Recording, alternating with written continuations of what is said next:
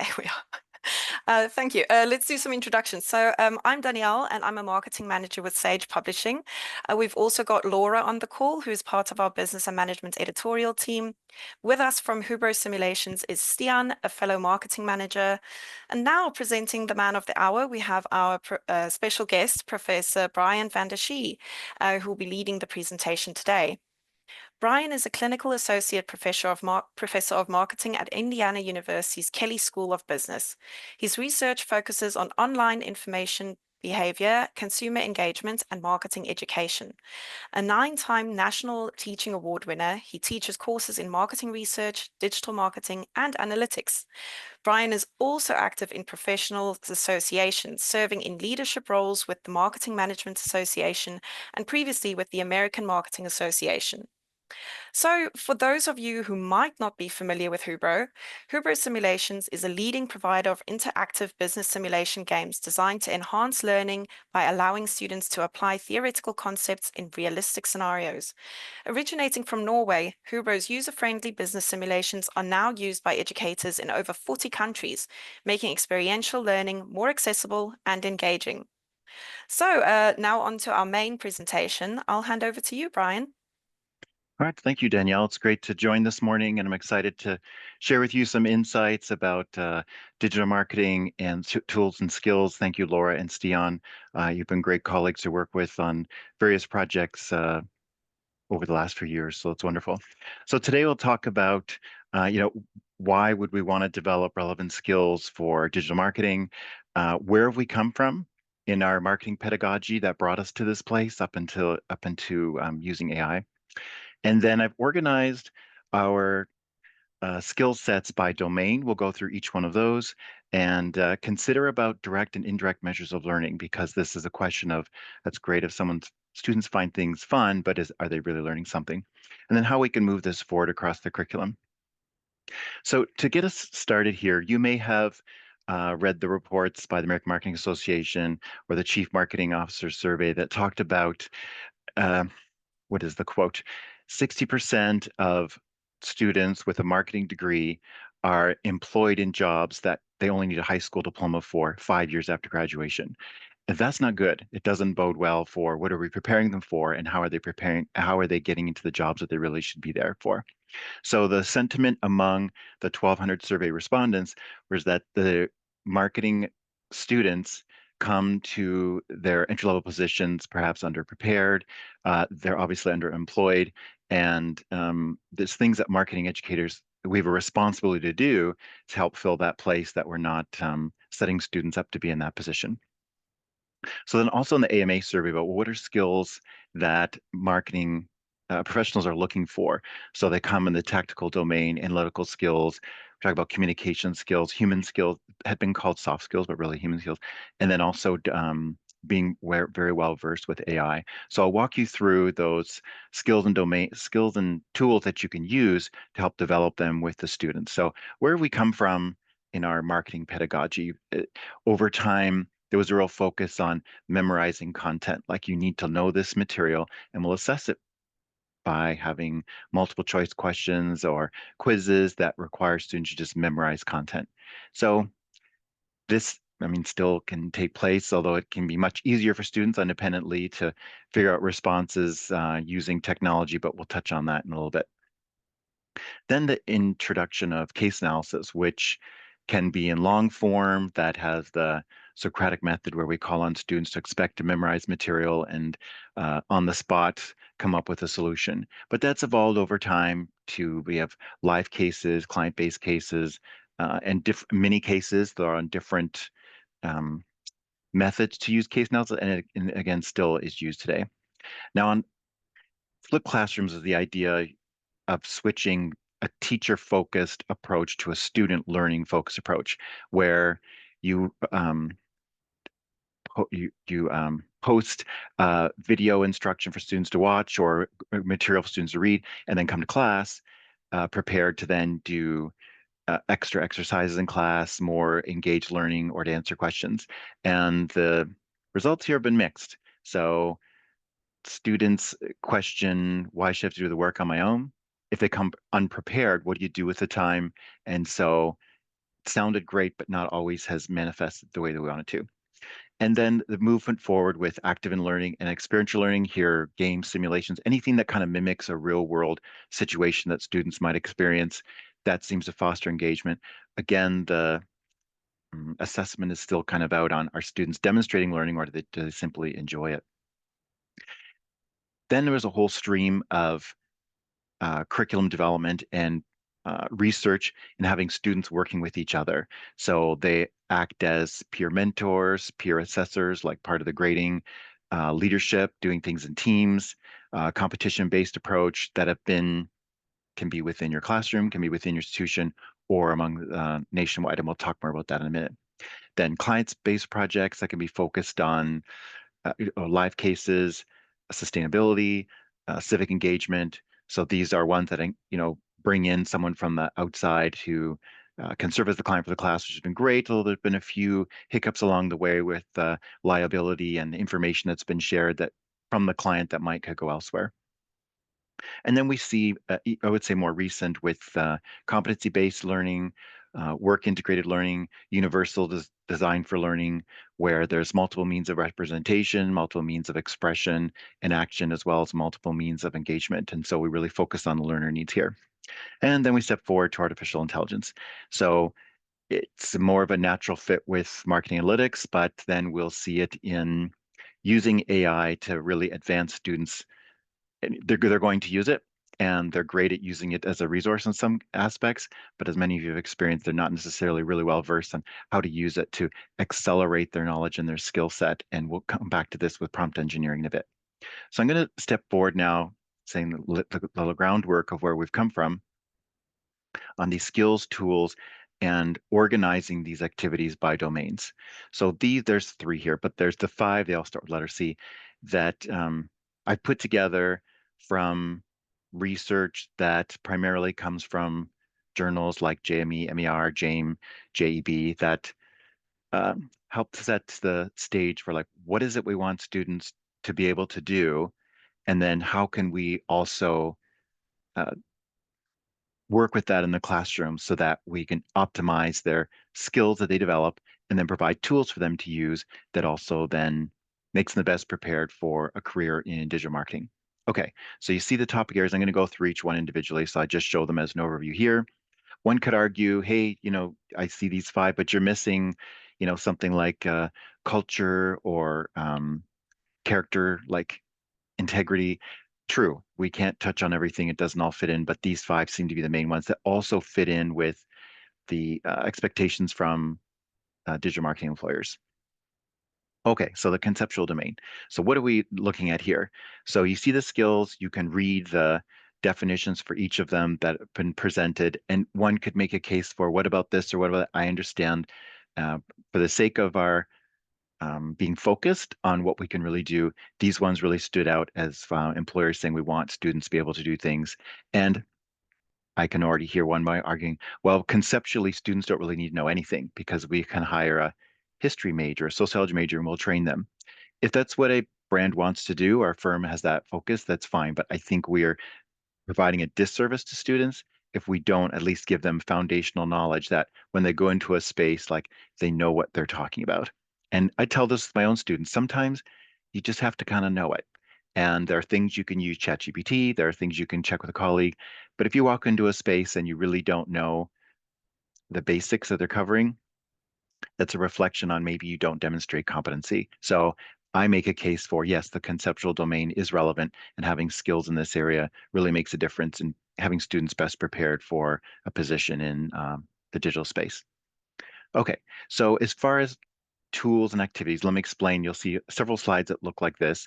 I'll talk about the tool, which in this case, the learning platform, and then the activities are where can you find these tools. And then the measures, what you see over on the right, are published research that have used one of these or something similar, and what is the measure that they use. So I boil it down to one or two words, and you can look up any one of these articles to see, what process did they use, how did they execute it in the class, but then here are the measures. And you'll see that it's not very frequent that you'll find direct measures of student learning, which isn't to criticize any of the authors of the articles.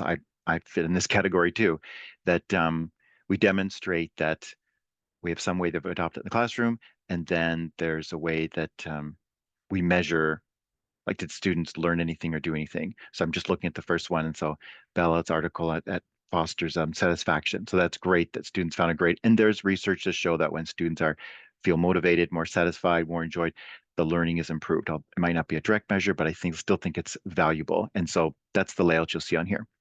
All right, so when I mentioned about the learning platform, as far as conceptual, the things that students learn, each one of the three major publishers here, you probably had experience with them, that they set it as a complement to their textbook. You have to adopt their textbook. And then you can also use their complementary materials that will lead them through step by step, video, visual content, and then say quizzes or assessments that help demonstrate they know what they're talking about in addition to what they're doing in class. So these are examples. There always are more, but and you're probably familiar with each of the ones that are here. Now step forward to another one, the more recent AI tutor, where you can set up for your own class that uh, based on a knowledge set. So the content that you have, you can upload to any AI content generator and then set up a tutor where the students asking specific questions, they can get the answers from AI rather than from you. Or there are other modules where you set it up where they're helping students demonstrate that they understand the material so they can do better on their assessments, but then also then reinforce the concepts that you want to have. And so again, you see here some measure, and you see the dates on the measures are much more recent because this is a very new uh, adaptation. We're only 3 years into it. So kudos to the people who've already done research and published in this area that help us to move forward using artificial intelligence, in this case for our personal tutor, to address understanding concepts in digital marketing. So another one, gamification, where again, this can be set up by the professor. So sometimes it's, what's the word, more manual, like you get rewards. So gamification is where there's levels, points you can earn, and at a certain amount, you get a prize or a grade. And so this makes it more engaging, more motivating for students to utilize. And then you can see some of the research that's done that typically motivation goes up if students see that, oh, if I achieve these different levels, then I'll get more rewards for doing it. So it makes it more fun in class, but it's also a way to ensure that they're really engaging with the concepts that you want them to learn.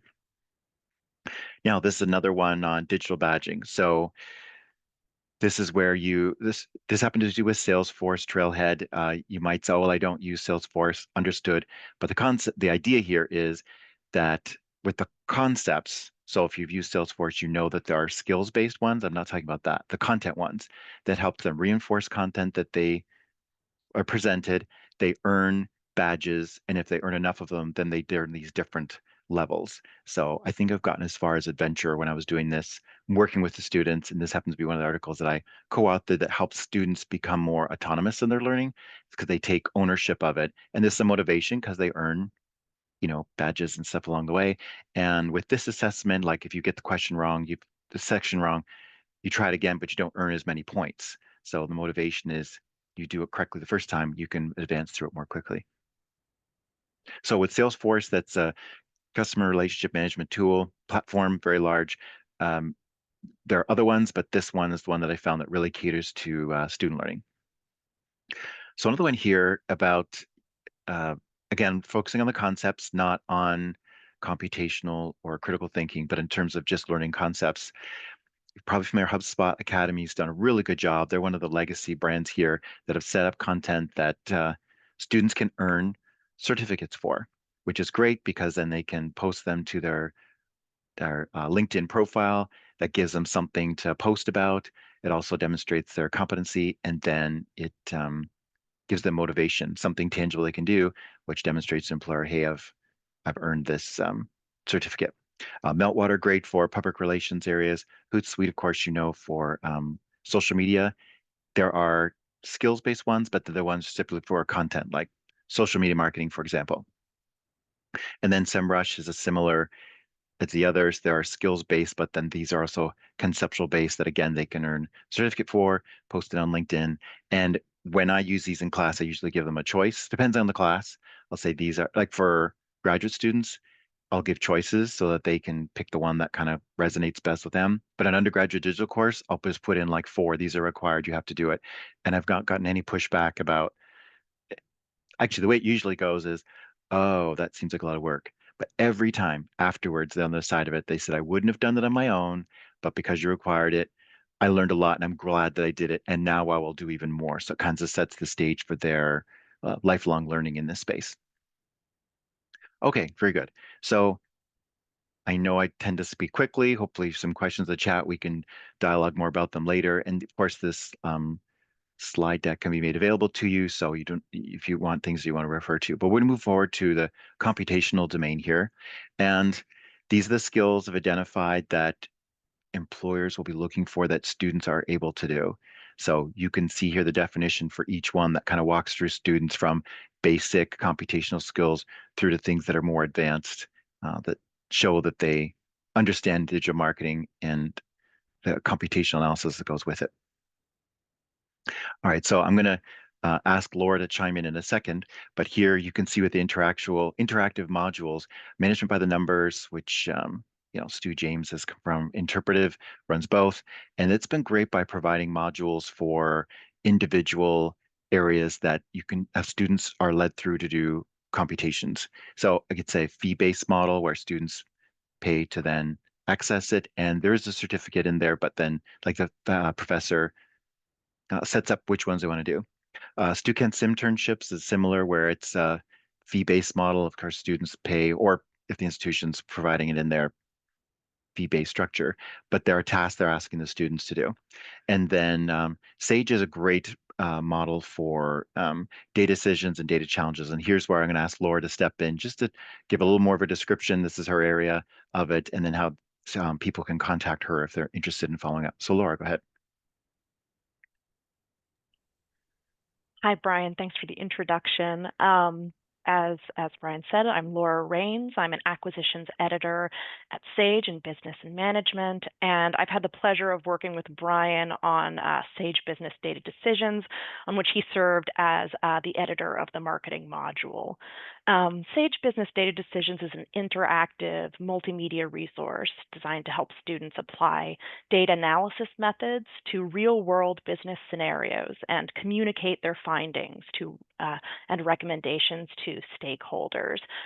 Brian mentioned our model is based on library subscriptions. So once it's purchased by the library, it's available to students across campus, what makes it really easy to use in a very modular way and for instructors to pick and choose the data challenges that work best for them.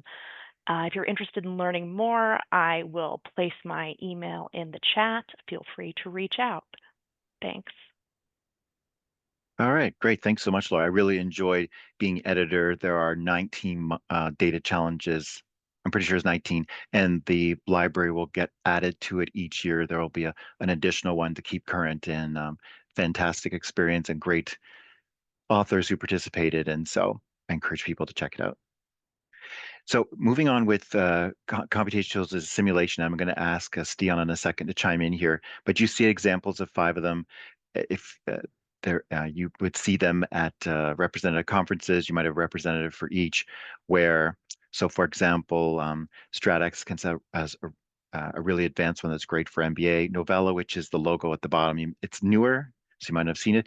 They have incorporating AI in their simulations for digital. Interpretive and marketplace have been around a while, as is Hubro. And so I use Hubro simulations in digital marketing.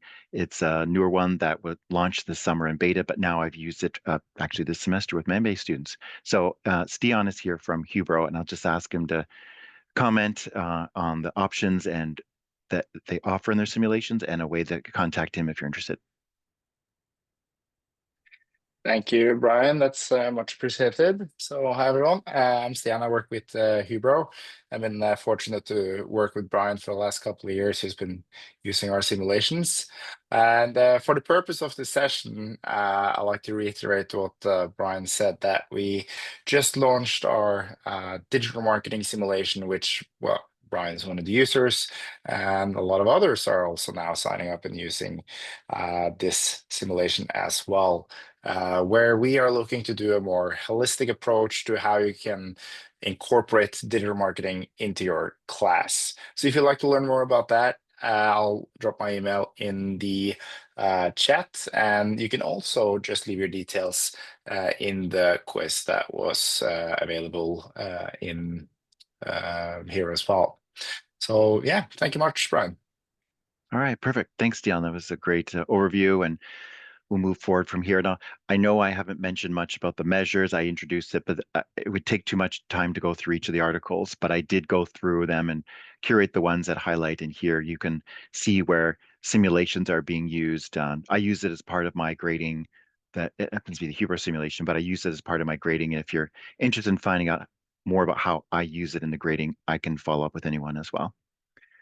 Okay, so then I mentioned the certificates based on content, but then these are certificates based on skills that they demonstrate. So Google Skill Shop has Google Ad Search, measurement, video, shopping. There's another one, as well as Google Analytics. And one might argue, well, isn't everything SEO changing to GEO? That's a fair question. And I would still argue back, but the same principles that are used for AI, like ChatGPT or Gemini, to find content when the users prompt them, they're similar principles. There are some additional ones that the AI will use, and that's another time for another. That's a whole separate thing. But my point is, it's not that Google's skills are not becoming obsolete anytime soon. And then SEMrush happens to be a competitor to Google also. I use SEMrush Academy in my own classes, and if you sign up in their educator platform, then you get full access to their platform for your students to use. Other ones have similar, but I just happen to use SEMrush. And there's also a skills-based, my students happen to use it for getting to do marketing analytics. Other ones, this slide makes me really excited because the ones that I use that are excellent for students learning digital analytics, like SpyFu has an educator program that allows you to have full access. I use SimilarWeb. I've used Google Analytics. I use it.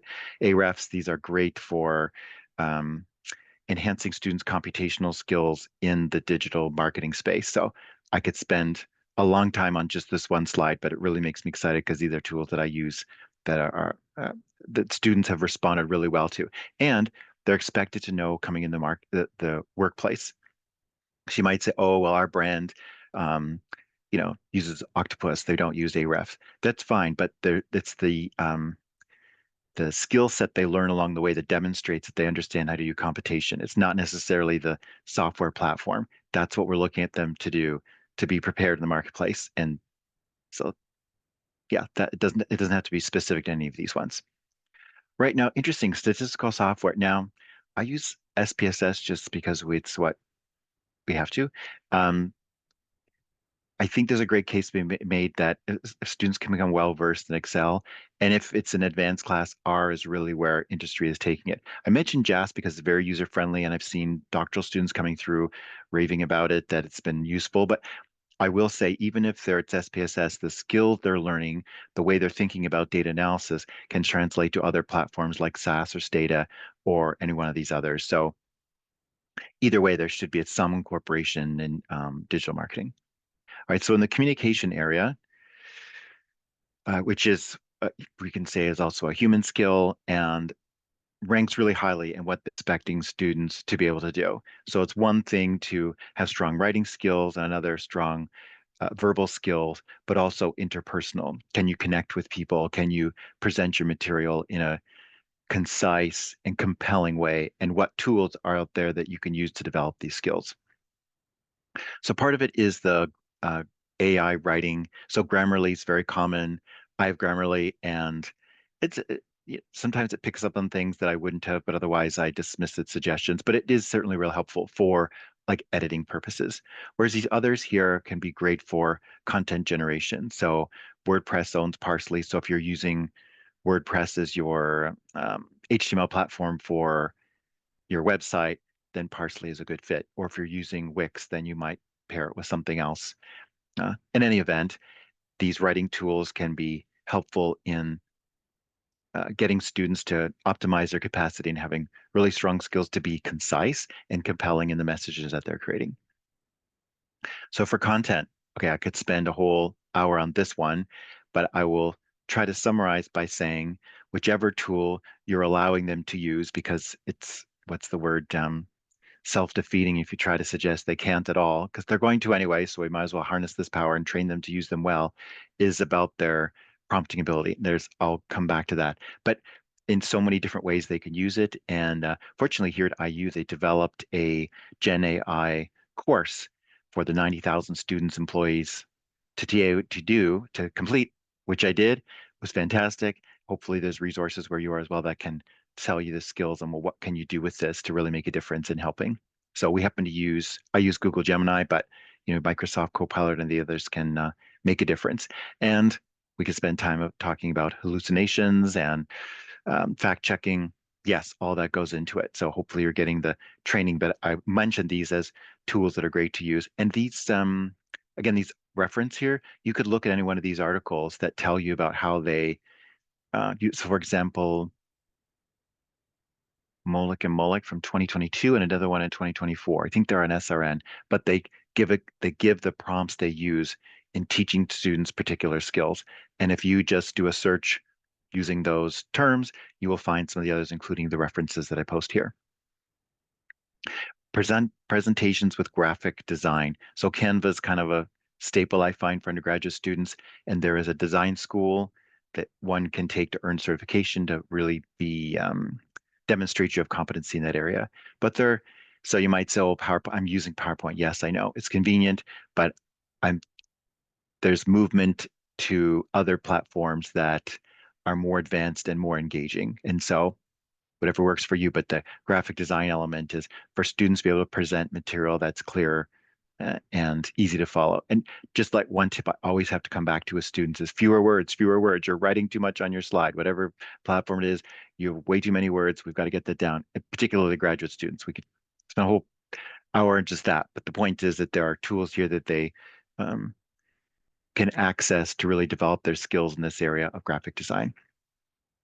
Another one's data visualization. How do you present data in a compelling way that is good for the user? And we have a whole course on this. And again, I tell them fewer, simpler, easier. Make your audience not have to work for trying to figure out what you're trying to say. So an example, even with Tableau, which takes up a lot of memory if you install their public version, it's like 1.5 gigs, but at least it's free. And there's LinkedIn Learning courses. So you might say, well, I don't cover this in my class. You can direct them to places where they can learn it on their own and either require it for credit in the class or not. And so industry has made Power BI default for Microsoft, but there's certainly other players like Nime and Tableau that are used more frequently that students should be well versed in. So at this point, you might be thinking, how do you cover all those tools in one class? And the answer is I don't. So we'll visit at the end how you can manage this across your curriculum. All right, so role playing is another aspect of developing interpersonal human skills. I'm not an expert in the sales area, so I'll just say up front that um, the degree to which you can incorporate, say, role plays, whether it's not a sales class, that really just helps develop these personal skills. So hopefully you have faculty in the sales area that might share some more resources as well. So I know that NCSC is um, a space where students can compete, and I'll touch more on this one in a bit. But here you can see some research that also then helps advance students in this area, that they know digital, they know computational, but they also can communicate with other people and I'll say develop those human skills. All right, so move on to critical thinking. Definitions here of various areas that move them through, understanding what a situation is and how they can approach it. Then they can move to reasoning and solving it. So these were the skills that if you're looking to identify what to cover my course, that have come up that employers were really looking for. So I showed this slide, and I won't ask Stian to comment again. We already heard from him, but these same simulations can be used for conceptual to help develop computational and for critical thinking. It really fits in well. You can tell based on the way I'm talking about it that I'm an advocate for simulation. So whichever you use, it really does help students experience what it's like to be in the real world marketplace, whether it's in teams or individual, it's getting them through that thinking process. And in any one of them, you can incorporate events or challenges. They're like this, I didn't expect. This is different. But that's what happens in the real world too. So that helps them in this area. And moving on with critical thinking, so concept maps, which is a great visual to help students piece together, like, here are my elements. How do I organize them conceptually to then make the connections I need to solve this problem and move forward? So these are again some interesting articles here that were written about how to use a concept map that helps advance students' learning and develop the skills. Related to it are mental models, which in marketing education space, I didn't see as frequently. It's much more used in other areas like in psychology or education, but I do think there's merit there to help develop students to develop mental models on how to view a scenario to then make the connections between the concepts that help develop a solution or solve a problem. And so I even encourage people, if you're looking for a new stream of research in marketing education, this would be one that I, as an audience member, would be very excited to read about. All right, and then for AI analysis, so here, so Awario is a social listening tool, sentiment analysis, and it has it's not the word academy, but something else where there are practice modules that one can use, or you can sign up for their education program that if you use it in your class, if you teach social media marketing, you can access to the whole platform and have students use it. So you might be wondering, why are vendors allowing students to have access to their normally fee-based platform? It's so that they become familiar with it and they can introduce it to their future employers to say, hey, we really could, I learned this in school, and I think we can really advance with our using it in the company. So then that's their way to then train people, see how it's used, it's done really well, and then their future employers will be encouraged to adopt it. So we see that well. So yeah, Qualtrics does it with their Discover, their research. Yeah, there's Rebecca Dingus, Hulda Black. I just saw them last week. Tony Leisure, there's different way, and of course ChatGPT. These are all analytical tools that one can use that helps advance their critical thinking. And then peer sourcing. So part of this is about, again, forming teams, utilizing the skills each has to move the team forward. And if you need a platform to do it, so Purdue University has the CAPME system, which allows students where you form teams, they do assessment of each other, and you get feedback. The students get feedback also as the professor does as well. So it's a good tool or platform you can use with your team assessments. But again, we could spend a whole I feel like each slide could be its own webinar, but I just get excited about it because there's so many opportunities for us to train students in digital marketing that better prepare them for the future. Okay, so let's go to the creativity domain. And here you can see, again, skills we're looking for students to have to be best prepared for a position in digital marketing.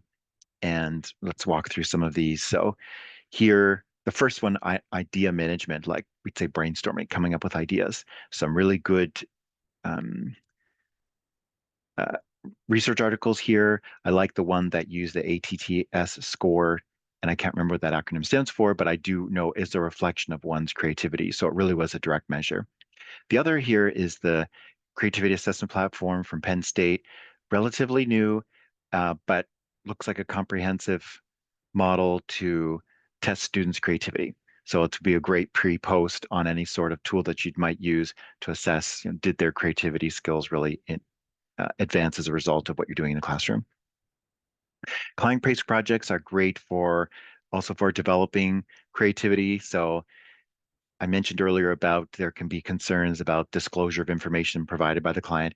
But if you're working with students who, with the proper procedures and policies in place, can really enhance their skills in this area of working directly with the client, particularly if it's someone who can come in person, sometimes in Zoom.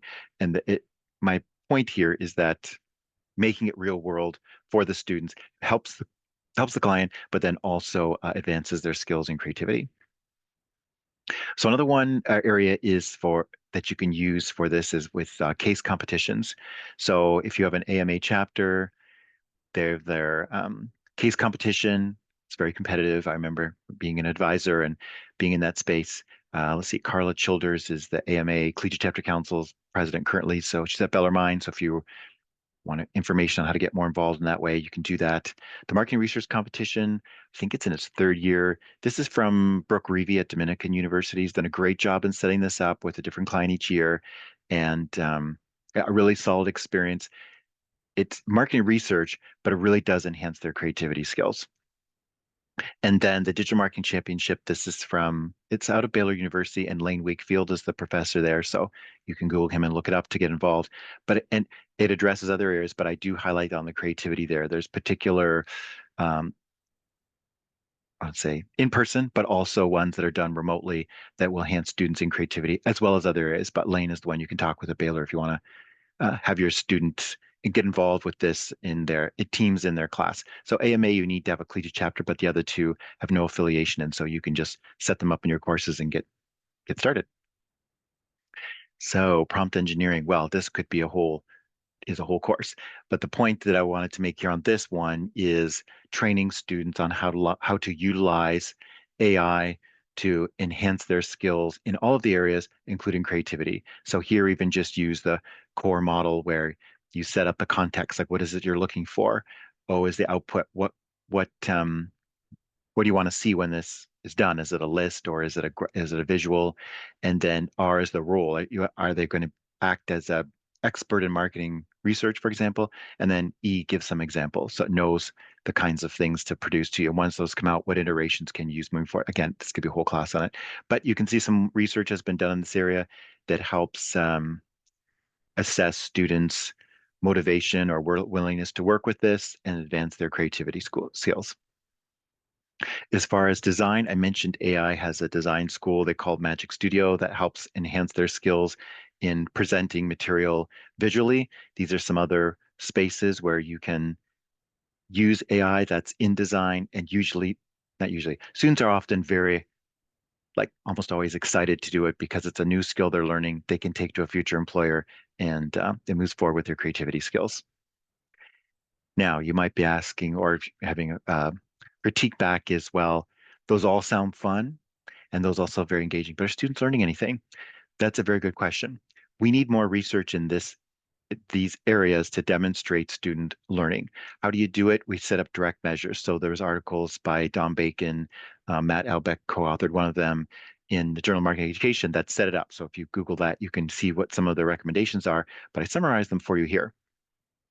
A pre and post test assessment, where the only thing you're doing differently amongst a control group and an experimental group is that one intervention of ones that I may mention here.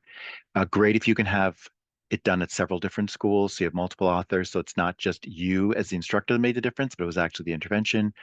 Using published scales, so if you're creativity, I mentioned already earlier, and critical thinking, any advances that show, well, here's a scale that's been set up as valid, that's measuring what it's supposed to. It's not just students advancing in their grades. And then if you can replicate the study, that's great to show there are different, works in different with different sets of students, different time frame, different instructors and such. So indirect measures, these are good, and these that shows that there's correlation between student motivation and their likelihood to learn something, or their satisfaction, their likelihood to, move forward with their studies. So they're not necessarily bad, the indirect measures, but they should be used in concert with the direct measures. And then how do we put this across all of our courses? So I'm an advocate for backward design. You can Google it if you're not familiar, where you're looking at what is it you really want students to know at the end. And then once we've set those, how do we get there? By setting up our learning objectives for each module that we want to cover with our content and our assessments, which aren't necessarily exams. There are many different ways we can assess students. And then we bring in the skills and tools that I've covered this morning. And then if you can do collaboration amongst sections where each section is doing similar things of the same course, that's great. And then to take it to across different courses. So I've covered dozens of different tools that you could use and which are not possible to do in one course. But if then you have this across your curriculum, you can say now we're really getting students to be ready for their position and that they're a really strong candidate, and that employers will say, well, that's the person I do want to hire.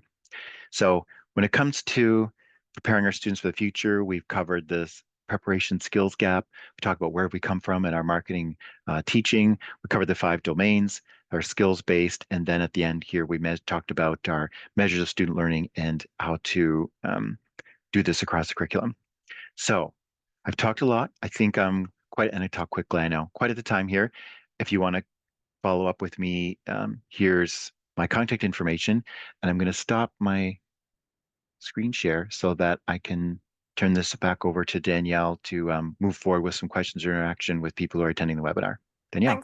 Thanks so much, Brian. That was amazing. That was a great, I think, whistle-stop tour of all the different tools that you can use and how to apply them in your classroom. So I think that was fantastic. We have a couple of questions in the Q&A tab.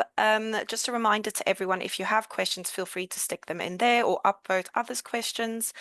So Ross and Lisa, they have concerns around, I think, costs, particularly with regard to these resources. So Ross asks, are the certificates free with particular interest in HubSpot, Hootsuite, SEMrush? I imagine not all, but yeah, what's your experience So of that?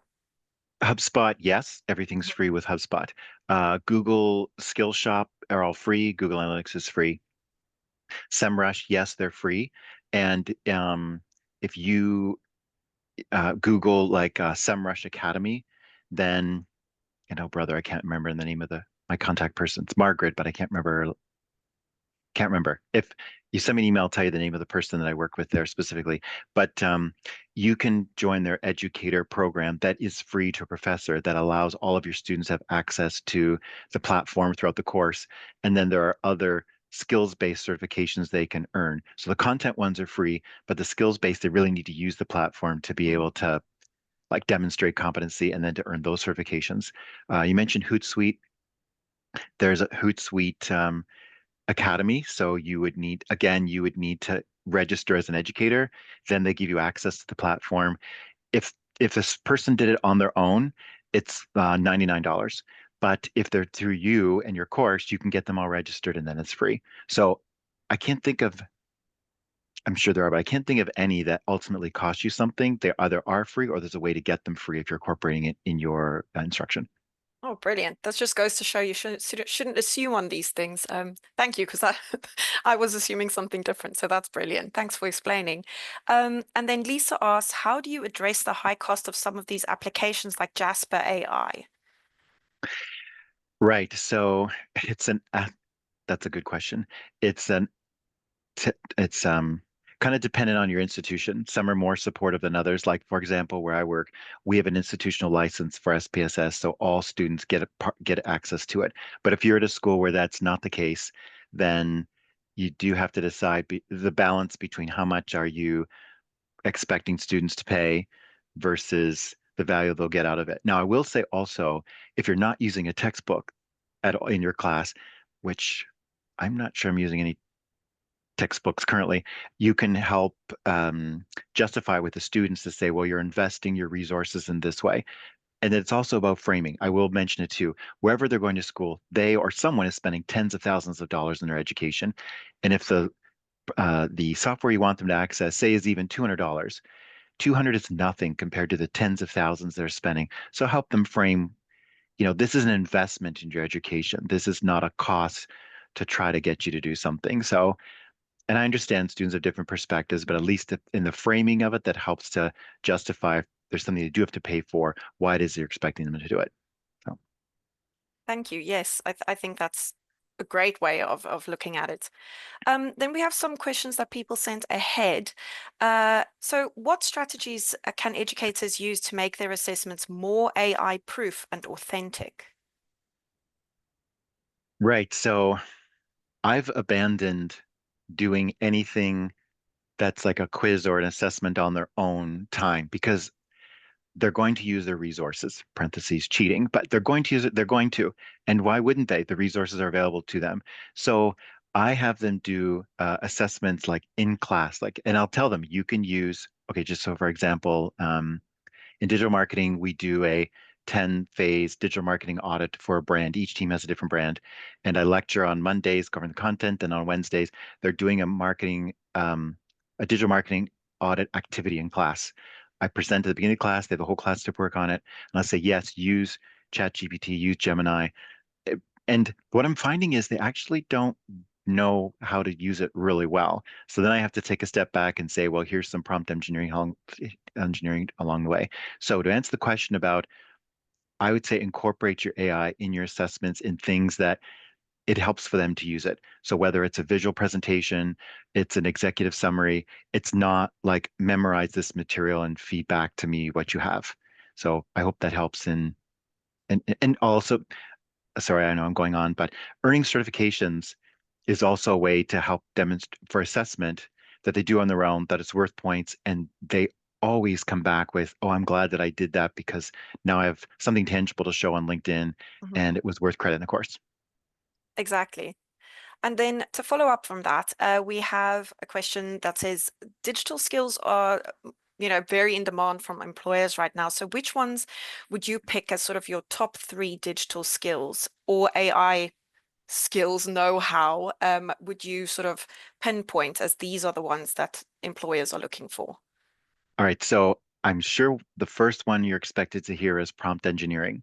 Yes, it makes sense to have some basic competence here, but I think over time as AI advances, it's going to be adaptive to your intention. And so I think even if they have some basic skills in that area, that makes sense. But what I've seen come up as top are strong communication skills, which you might say, well, that's very generic, but it's really what they're looking for. It's something that they need to come into the marketplace. Computational skills are there. So can you do the analysis? Of course, depending on the job. And then I think the person asked the question touched on the AI skills about, are you familiar with the tools and then can you use them, whether it's graphic design, visualization, um, or prompt engineering in producing content. So at least they have some familiarity there. Back to questions that people sent ahead. So someone asked, which analytical skills should marketing students prioritize for their future careers? Now, I know you touched on, SPSS and R potentially, but what other sort of specific analytical skills do you think would be important? So at a baseline, I think I'll just call it dashboard interpretation. So when you are in Google Analytics, when you are in SEMrush, and you're given a visual of data, what does it mean? I think that's a basic thing that people in the industry are looking for. That's fine if you can do the computations behind it, but when you see this visual display of information, can you look at it and interpret it and provide meaning to what you're doing? So on the question of analytical skills, running a regression analysis or doing some other more advanced computations? Maybe, but they probably have people in that space already. They bring in people from computer science and such. Interpreting data that's presented to you from one of the platforms, I think, is the strongest skill. Great, thank you. Then this one is actually more for my own interest as much as the person who sent in the question. What kinds of insights or student behaviors do simulations reveal that we'd never see from a multiple choice test or written paper? I could talk a lot about that, but I'll try to highlight then. Um, it's great to see team dynamics. Like you can really tell quickly which students are motivated by the time they spend on task, whether or not they're competitive and that they want to pull out from it. So you see dispositions and personality that are not reflected on a assess like a multiple choice test at all. It's a different way of demonstrating their competency. Some students might not have strong skills in memorizing, but they're really keen on figuring out how things work and advancing the work together. So if you do it on an individual basis, then you get the results. But if you see it with team, that also assesses their ability to work with the group. And it also, I was talking with Stian about this earlier about students who do the practice simulation, whichever platform you're using, who every one of them has some sort of practice and do them early, they tend to like also do well. And what is that showing? I think it goes back to student motivation, which is you might say, well, that's an indirect measure of their student learning, but I think there is a strong correlation then between their motivation and then their ability to be gainfully employed later because it's it's a part of their disposition. And I do think ambition is hard to train, but motivation can be. Whether using internal or external rewards, there's a way to help students become more motivated to do well. That's very interesting. Yeah, I think it makes sense that there would be a correlation between, what you put in is what you get out, basically. So yeah, that's very interesting to hear that you can see it in the simulation environment. Um, so beyond technical know-how, how can educators emphasize the marketability and importance of human skills like creativity, critical thinking, and strategy? That's a great question. And my short answer is do a search for job postings and then show the qualifications they're looking for. And I guarantee you the person who asked the question, the list you just provided will be in there. And you can say to students, see, this is what they're looking for when you apply for a job. So you want to highlight those. And that's what I'm going to teach you in this course or this other ones. And here's how you can demonstrate it by having tangible um, deliverables, like the digital marketing audit I was talking about. It ends up at the end, like about 100 slides their presentation to say, here, you can show this is what I can do. Here are the tools because I incorporate tool every week they're doing, oh, there's like, oh, if not 35, 40 tools that at least at a surface level that they can propose. And then I talk about the T-shape digital marketer, a T-shape. So across the top, they have familiarity with 10 different domains, but then they're a real expert in one particular area. So that's another way to kind of motivate them to say, here's how you best prepare for a career. And this is what employers are looking for. So that's why I'm training you in these things. That's great. Yeah, to cement it in the real world, I think makes a lot of sense. So thank you for that sort of pro tip. Um, what advice would you give to current marketing students about preparing for the profession? Hmm. I feel like that was I would say, watch the whole presentation again. Yeah. Um, let's see. Okay, okay, I would say the people you're competing against all have a degree. That's the baseline. So what is it you're doing that makes you stand out as a candidate? And it's one thing to be involved in student organizations and to demonstrate leadership in athletics. I get that. But what certifications do you have to demonstrate competency? What deliverables do you have to show, here's what I can do? And what training do you have to show that you can really work with our clients um, effectively with your people skills? So I would get them to think about what makes you stand out versus everybody else who's competing for a job at the same time. Great. Yeah, thank you. And then we've got two sort of more sort of your opinion type of questions. So in your experience or impression, which traditional entry-level roles do you think are being or will be shortly replaced by AI? And what skills should graduates build instead in order to compete? I think AI will enhance areas like anything that says like social media analyst, social media specialist, content creator, um, data analytics. So anything that says specialist, um, manager, I wouldn't worry about. Manager, director, I think will still be there. But specialist, analyst, or coordinator, any sort of entry level role can be enhanced with AI technology. I'm not sure they'll be completely replaced, but they Mm, definitely will be changed or augmented in a way where the user has to be the worker has to be well versed in harnessing those AI capabilities. Now, I will mhm, say in things like, say, Hootsuite or SEMrush, they're using AI in their tools. So it's not like mm, you have to relearn them. It's just part of what they're doing. But as say, a content manager, then you'd have to be very comfortable in developing school skills, say in prompt engineering, that bring you the results that you want to get. And I also tell students this too. Um, a quick story, writing a research article on teaching digital marketing, and I found one that was over the top amazing. It had everything I was looking for. I'm like, wow, someone's already written it. I don't need to bother.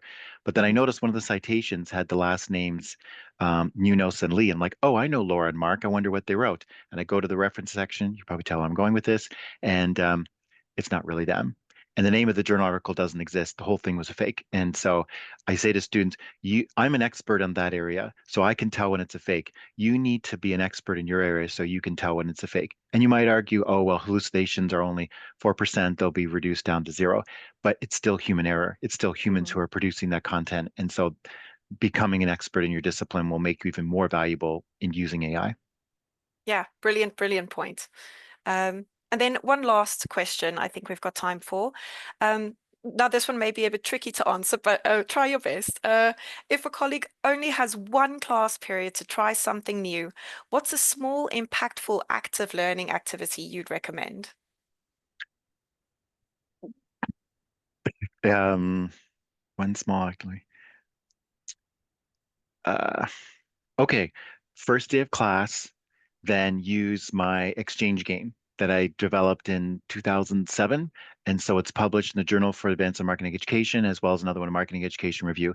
That's definitely active learning. It's hands-on.